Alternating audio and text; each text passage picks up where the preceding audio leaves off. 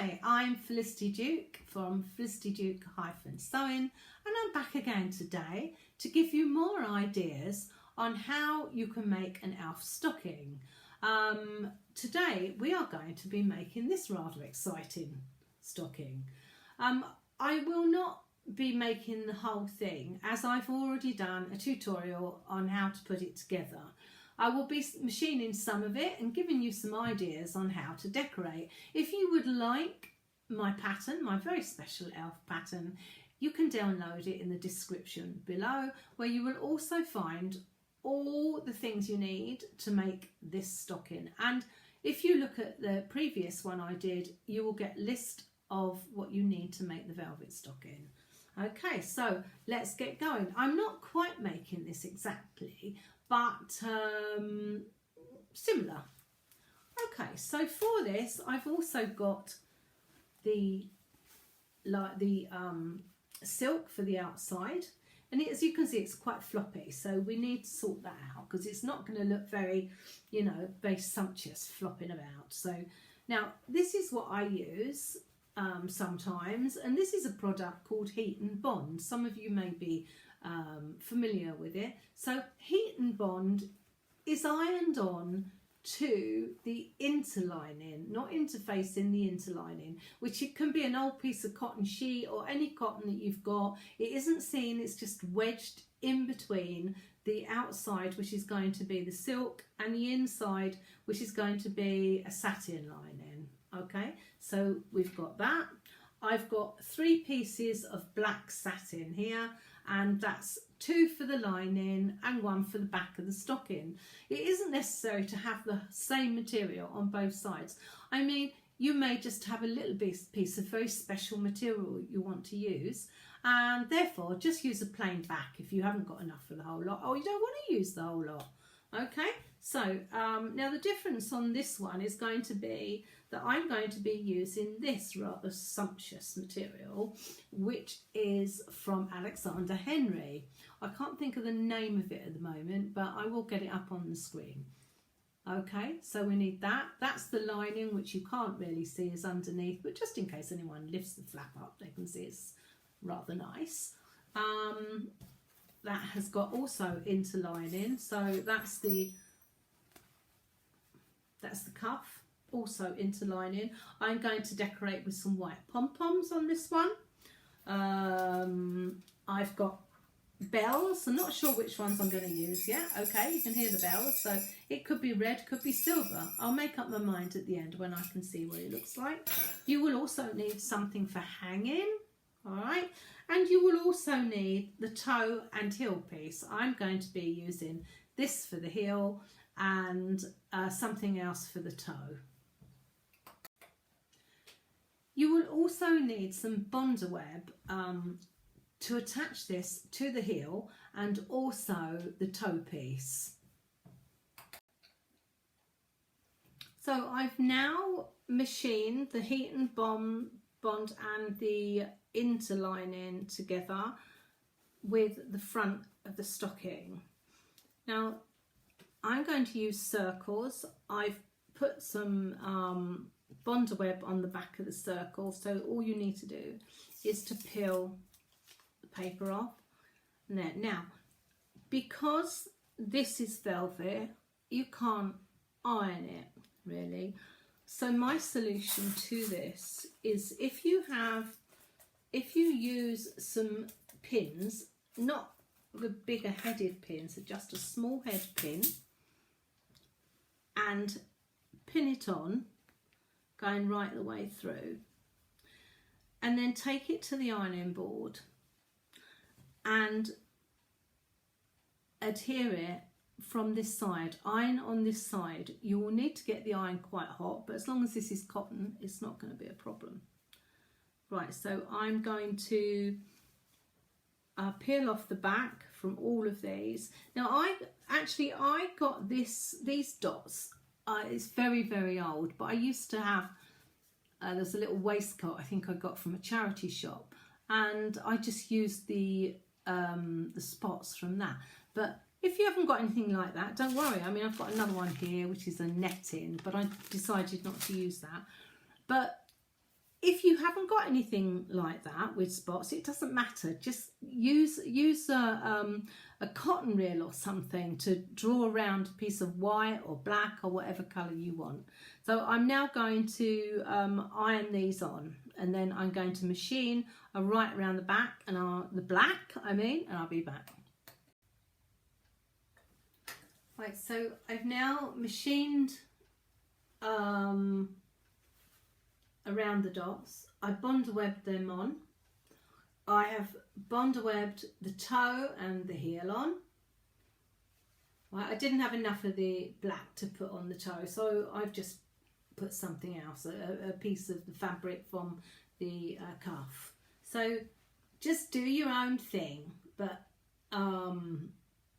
obviously, as I say, if you want to do circles, just draw anything from a piece of cotton or anything you've got. My next job is I'm going to satin stitch down here and satin stitch around here. I'm then going to sew on. This is where you sew on anything you want to embellish in the middle of these circles. I'm going to do some hearts and some cabochons in the centre.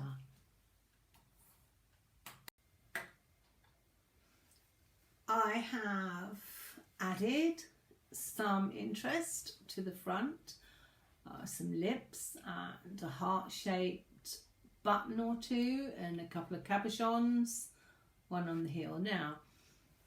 Now what I'm going to do is machine the back of the stocking together with the front, right sides together. I've now machined the back and the front together. Don't forget to clip this piece well where it goes around the curve. Please make sure that's done, otherwise it'll be very tight. So I'm going to now struggle and turn this around the right way. It's always a struggle, but you get there in the end. I've now stuffed the stocking, turned it through. You do have to struggle with it a bit, but it depends which fabric you're using. And you need to stuff it, give it so that it stands up on its own, all right? And it doesn't need to be flopping about. So that's about halfway along the foot. So now we're going to sew the top, the cuff for the top. So what happens here is the same as the main stocking. That needs to be sewn onto there, the piece with the interlining and the bond something, can't remember, it's gone. Heat and bond, that's the one. So many bonds, aren't there? Bondaweb, get mixed up. So machine that together, please, and then sew the two pieces together down there, right sides together, and I'll be back.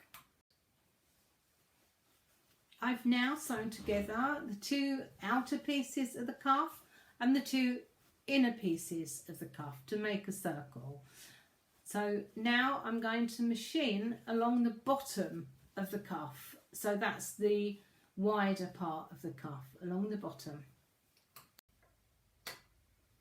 So everything's coming together nicely. I've sewn the cuff pieces together, and as you can see, the difference is incredible when you use something like heat and bond, which gives it a firm texture. It looks, I think it looks quite expensive, I think, when it's got a bit of firmness to it. Right, so I've now put that on there. I'm going to machine around the top, and then next I have to do the lining has to go on, and then some hand sewing. I'll be back. This is the lining for the inside, and you will notice that there's a piece of the foot cut off. Yeah, I did this because you have to stuff half of the foot, and you wouldn't be able to get the lining down there properly, so it makes it tidier to cut it off. also when you get the pattern, if you haven't got it already, you will see there's a nice hole at the back here, and that's for turning the stocking through. And what we need to do now is to turn this round the right way. Right, turn it round the right way, and your stocking needs to be this way. All right. Now I don't want you, after struggling to get the toe through, I don't want you to turn it all the way through, but just turn it enough so that you can get the lining in. Make sure you put the back to the back and the front to the front. Oh, I think that's the back. Right, so seams together, back and front, seams together, and machine around the top, machine them all together. Every time I make a stocking, which I must have made hundreds in my time, you bet your life that every time I forget to put the hanging bit in it, and exactly what I nearly did there. So don't forget to put your hanging piece there going downwards. All right. I've now machined right the way around the top, machined the lining to there, to the main stocking, and now we go through the hole that you've left in the back and pull through the toe and the whole stocking through the hole. The lining as well, turn the lining. Lining is turning. Right, so when I've done this, I'm going to do all the embellishment by hand, and then I'll come back and show you. Right, so let's just get it all turned so you can see. So you need to sew up the hole in the back, pop the lining in, sort it all out. Right, so here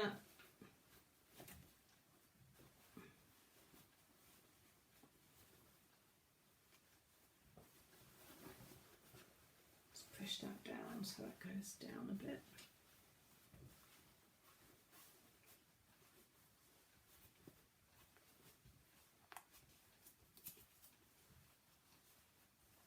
And there we have it. So I'm going to hand sew the pom-poms on. I will be hand sewing the pom-poms on, and next time you see me, it will be finished. So here we go. Here's another scrumptious stocking, another delicious Christmas stocking. I would love this if someone gave this to me. Wow. So I've got plenty more ideas for you to use my pattern, and I will be back very soon with those ideas.